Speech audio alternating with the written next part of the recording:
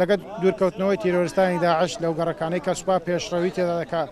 هاوڵاتیان ڕاستەوخۆ بە ڕوبەڕووی هێزە ئەمنیەکان دێن داوای هاوکاری خواردنیان لێ دەکەن سوپا جگەلەوەی کە شەڕ دەکات لەگەڵ تیرۆریستانی داعش وەکو دەبینین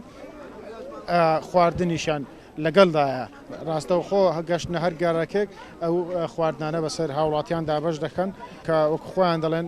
هاوڵاتیانە خواردنیان لێبراوە سەری کۆڵانەوە تاوەکو ئەمسەر نۆران گرتووە تاوەکو خواردنیان بەربکەوێت و خۆیان دەڵێن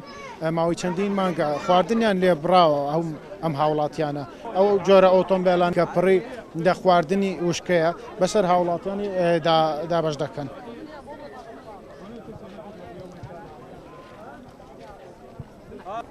سڕی ئەوەی مواد غذایی مەگرتیەوە ئەمە ماوەی 2 ساڵەکە هیچمان لێ وەرنەگرتیە داعش هیچ لێمان نادا هیچ تەوزیعکردن نەبوو و سڕی مواد غذایی ماگرتیەوە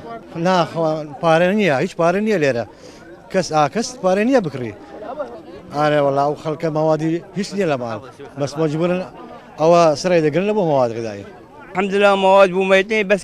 کیم موادی ما كيف بشكل بلا بو ما هيش ذاكن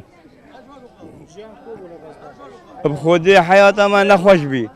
ام هلاك بين ام دمران دين نا بارا بو مان نا تشتك بو مان ام بطال عطالين وطرشت دنيا مدى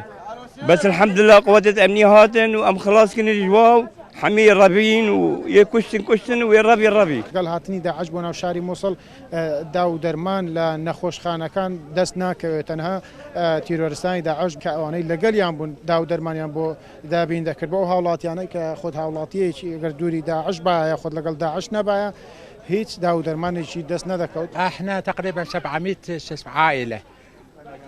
بالمنطقة المحررة. ئێمە نزیکەی 700 خێزانین لەو ناوچەی ئازاد کراوتەوە. بنکە تەندروستیەکانمان هیچ داو دەرمانێکی تێدا نەماوە بەهۆی شەڕیشەوە ڕۆژانە هاوڵاتیانی گەڕەکەمان بریندار دەبن بەهۆی ئاوی پیسیشەوە مناڵەکانمان تووشی جۆرەها نەخۆشی بوونەتەوە ناچارین بینە لای تیمە تەندروستی گەڕۆکانی سوپای عێراق بۆی داو دەرمانمان پێ بدەن چارەسەرمان بکەن. وأدوية أمراض مزمنة.